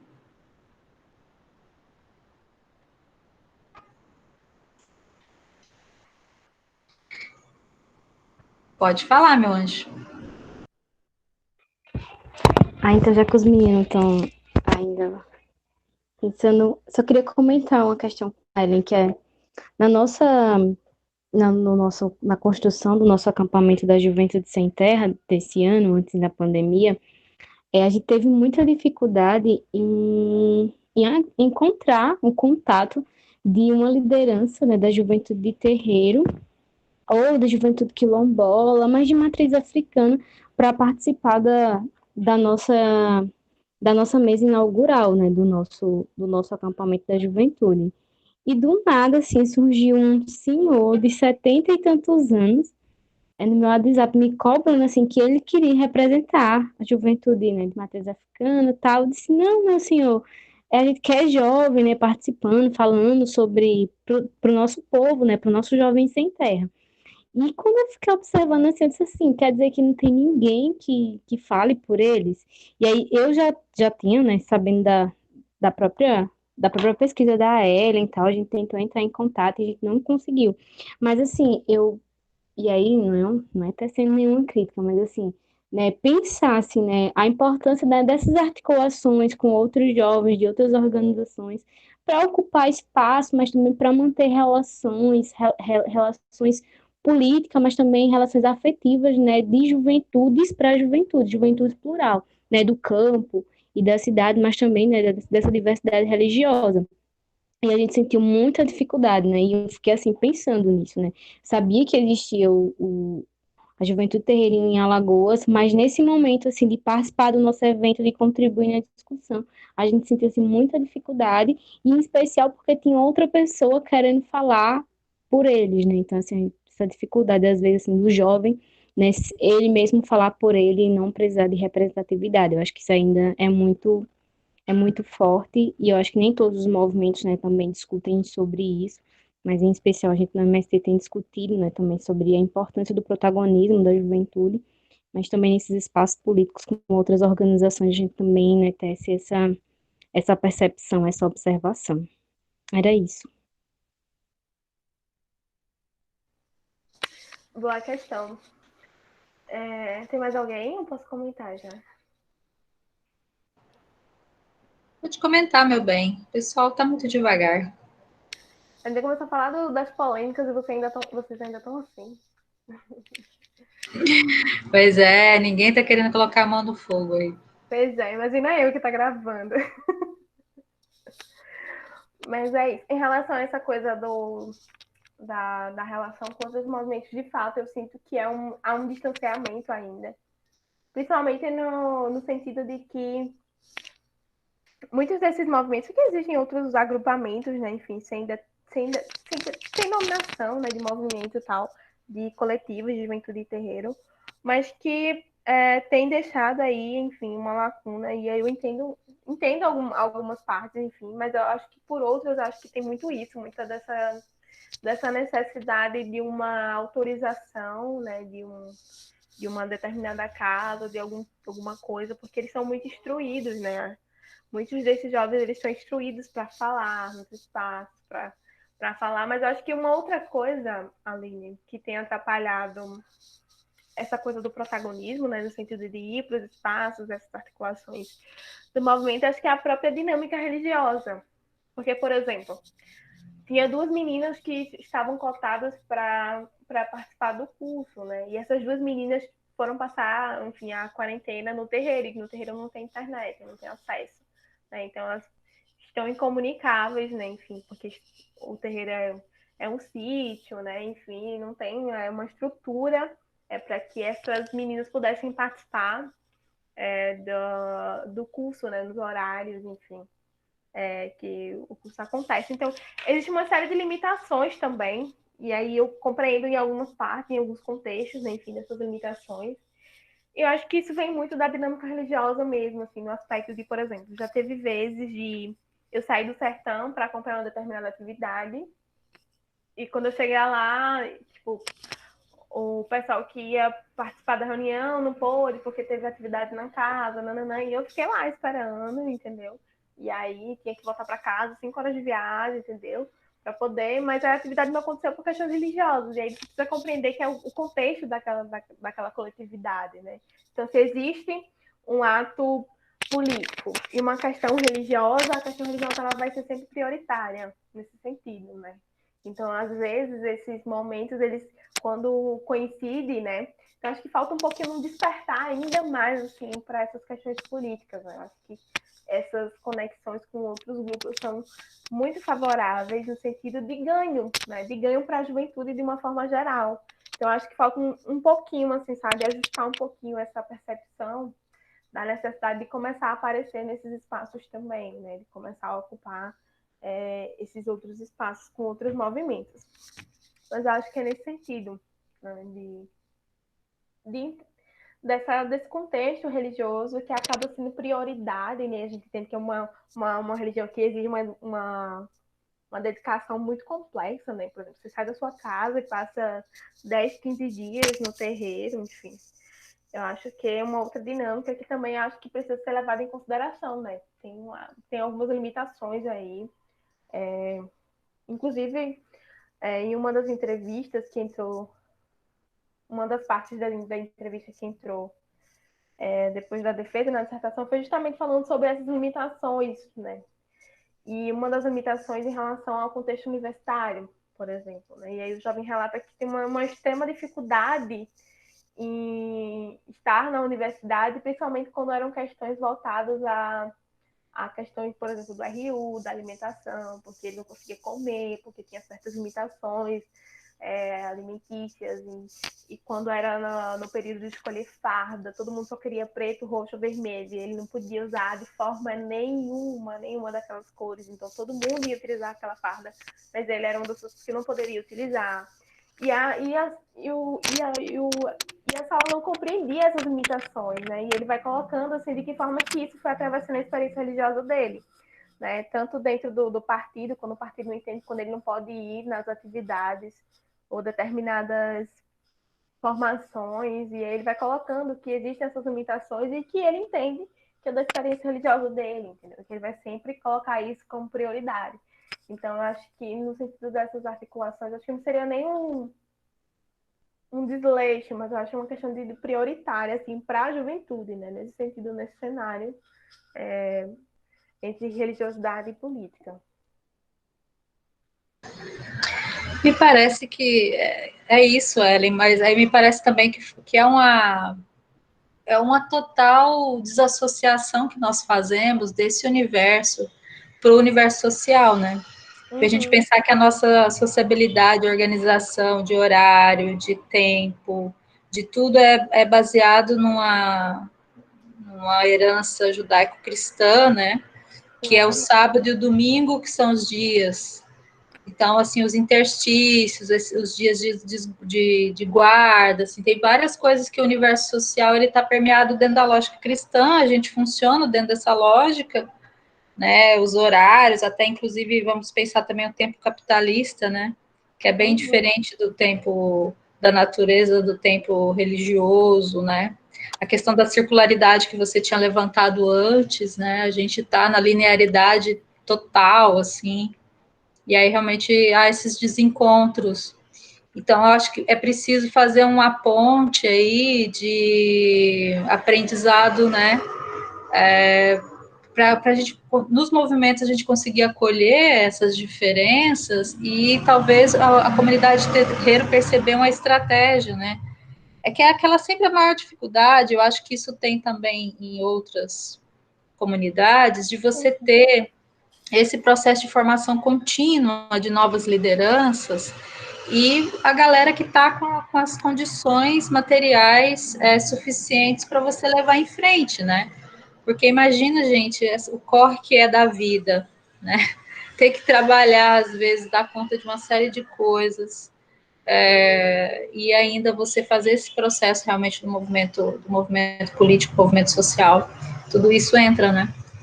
Então, a gente precisa refletir melhor sobre isso aí, umas estratégias que a gente possa fazer nesse sentido. Estou pensando agora, Eu porque concordo. como que isso pode entrar dentro desse nosso material também. Eu acho que talvez tenha, como você tinha falado, algumas questões que se a gente for, o nosso material for de fato contribuir, a gente possa incluir, né? Sim, sim. Não sei se dá respostas, mas pelo menos colocar como um elemento a ser debatido, né? Acho que no sentido mesmo que não dê conta de fazer enfim, um material mais formativo, né? Mas acho que no sentido de ser provocativo também, né? De tirar dessa lógica, né? De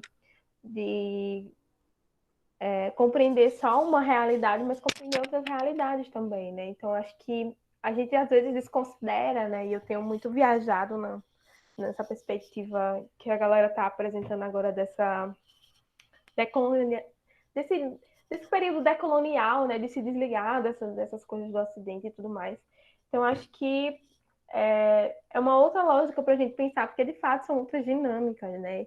Mas eu acho que também é interessante dizer que eu acho que é uma dinâmica que ela é reaprendida, né? Enfim, intencionada o tempo todo.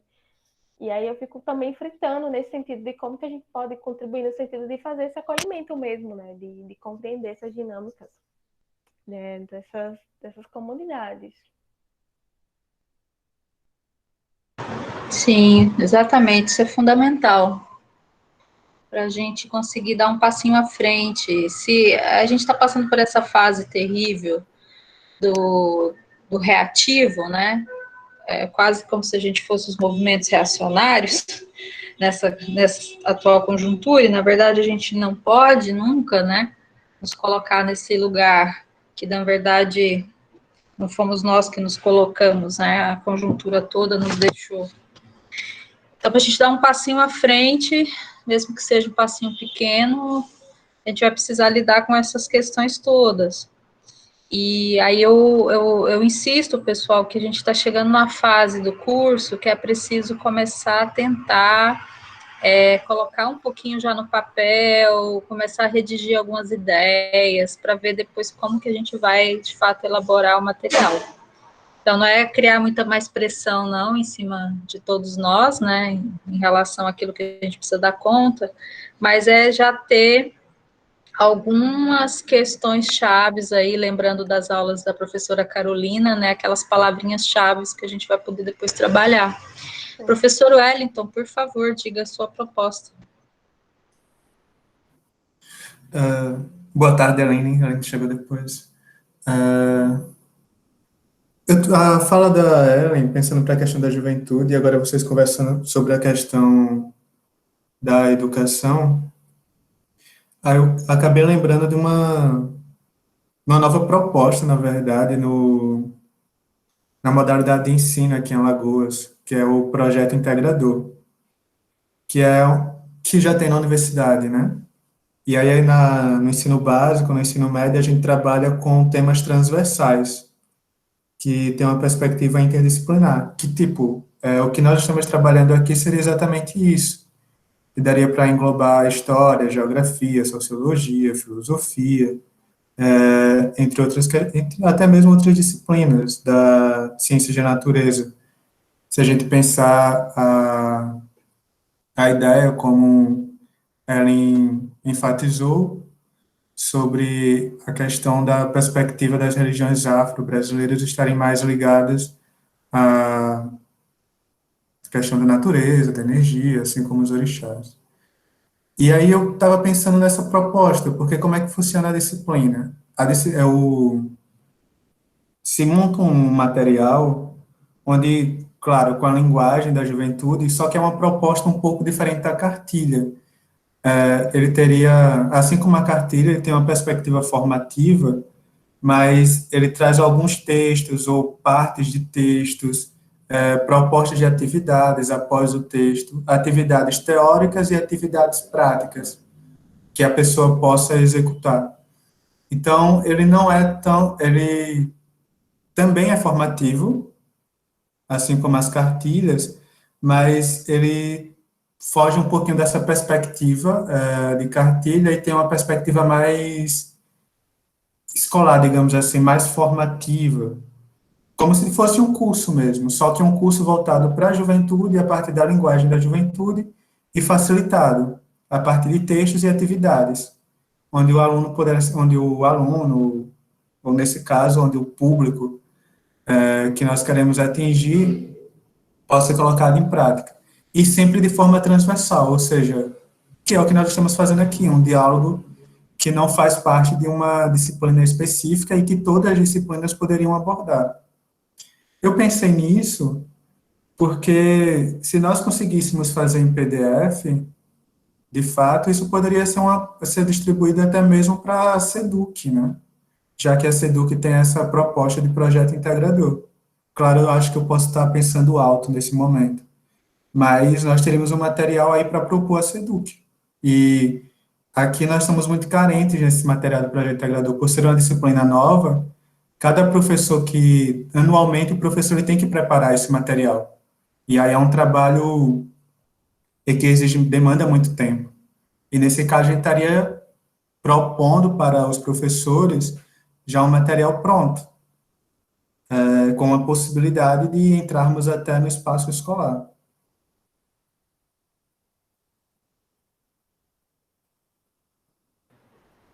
Pois então, já temos que ir maturando, né, e pensando. Bem, a gente vai precisar entrar nesse debate, nessa discussão, acho que tem que ir trazendo essas propostas, né. No primeiro momento era mais voltada mesmo para uma formação de militância, e outra coisa seria essa formação aí mais ampla para a juventude, para, por exemplo, escolar, né? Essa proposta escolar, depende das séries, né? Se é o pessoal do ensino médio. Então, aí é mais um elemento aí para a gente levar em consideração e pensar, vamos pensando. Como diz a Aline, aí ousadíssima, professora. De fato, Vamos pensar. eu acredito que tem como conciliar, porque teria que ver também a questão, sei que a Ellen fez a crítica da questão da faixa etária na fala, e de fato, eu acho que concordo com ela que a faixa etária ela não deve ser o único critério, mas aí tem a questão do estágio cognitivo, né, se a gente pegar Piaget, sendo bem professor de ensino médio agora. Mas a gente, dependendo da faixa etária dos militantes que a gente quer formar, eu acredito que daria para tentar casar para o ensino médio. Que não fugiria, eu acho que não foge tanto da proposta da cartilha, contudo se torna um material mais, com a perspectiva mais de curso, na verdade. Que é o projeto integrador seria isso, algo mais sistemático. Mas assim, eu estou pegando apenas como modelo, na verdade, que aí eu acabei lembrando agora. Sim. Eita, gente, vamos pensar, porque com essa coisa de a gente fazer as aulas de 15 em 15 dias, parece que estava longe, né? O final do curso, e o final do curso está se aproximando. E eu não estou dizendo que no dia 2 de outubro, que é a data que encerra os encontros, a gente necessariamente teria que estar com esse material pronto. Eu acho muito bem que a gente pode aí repensar depois como que a gente vai encaminhar aí o término disso, né? A construção do material. Mas é porque é a gente conseguir já ir avaliando os próximos encontros. Acho que a gente tem aí no calendário mais 3 encontros, se não me engano, ou 4. O quanto que a gente se apropriou do debate, o quanto que o que nós fizemos aí nessas semanas é o suficiente para a tarefa concreta da construção do material. Ou se a gente vai coletivamente falar assim, puxa, não foi o suficiente ainda, ou não, a gente vai ter que parar aí uns meses para continuar estudando, ou dividir a tarefa, né? Então, assim, é um encaminhar aí mais concreto, depois mais metodológico, mais de fato prático, né? Mas aí, então, vamos ir esquentando aí o pensamento para que a gente possa voltar a falar sobre isso em breve. E aí, vamos voltar ainda aqui para Ellen. A gente está quase terminando aí, chegando no nosso horário, mas abrir, então, o último bloco, né? Pessoal que ainda não teve, ainda não conseguiu falar, por favor, fale ou se coloque. Mesmo que seja para dizer, não tenho nenhuma pergunta, não. Mas vamos ouvir aí as vozes de vocês. E caso ninguém ainda se anime a falar, então eu vou passar para a Ellen, ela faz as considerações finais dela, coloca aí mais alguns elementos para a gente. E aí?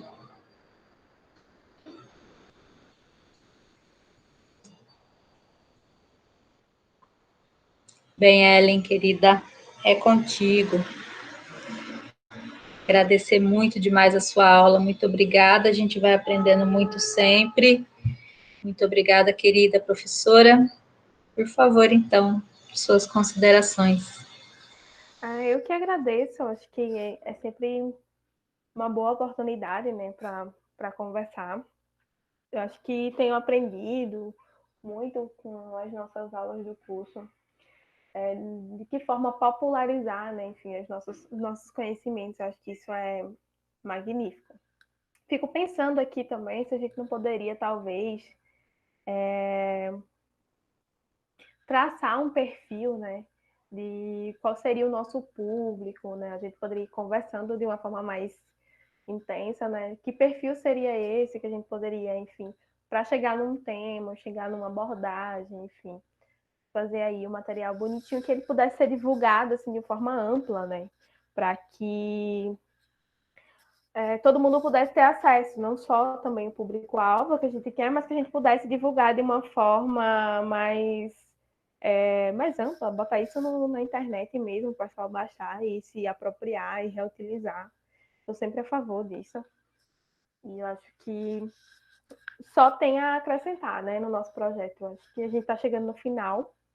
Eu acho que esse módulo ele é super importante para a gente poder abrir, na verdade, a nossa perspectiva, né, do que está naturalizado na nossa cabeça como educação, como juventude, e abrindo para outros horizontes, pensar outras perspectivas, juventude terreira, juventude da Batista, juventude, enfim, N juventudes que a gente pode estar ampliando os nossos olhares e entendendo, né, a complexidade dessas categorias, né? Acho que isso é fundamental. Então, eu só queria agradecer o espaço que a gente tenha provocado, que eu tenha provocado, enfim, e abalar essas estruturas naturalizadas enfim, das nossas experiências e dinâmicas de vida. que a gente possa ir dialogando assim, em outros espaços sobre essas questões e que a gente consiga ter esse material de uma forma tranquila e bem favorável, né? Que a gente possa se reapropriar e utilizar. Já estou ansioso para utilizar material que nem existe ainda. Mas é isso, obrigada, professora Iné, obrigada a todo mundo que veio na reposição da aula, né? Só tenho a agradecer pelo debate e me colocar à disposição sempre para discutir. É isso. Obrigadíssima, Ellen. Obrigadíssima, pessoal, pela presença. E, então, convido vocês, a gente, sexta-feira tem encontro, tá? No dia 11, a aula da Alana. Eu já montei a sala, eu vou divulgar o link logo para todos, por e-mail, tá bom? E aí a gente se encontra novamente essa semana. Quem puder ficar ligado aí nas atividades que continuam acontecendo lá no canal do CPDIS também, aproveito para fazer já o jabá. Agora, às 5 horas, a professora Michele vai entrevistar a Ellen, que é aluna lá do curso, né, foi aluna da pós também, com a temática indígena, de história indígena. É um tema que acabou não entrando aqui no nosso curso, mas que é importante também, então, quem puder assistir lá, a série de entrevistas que a professora Michele tem feito, tem sido bastante educativas também, bastante formativas para nós. Tá certo? Muito obrigada, pessoal. Cuidem-se muito, fiquem bem, e logo a gente se encontra de novo. Beijinhos para vocês.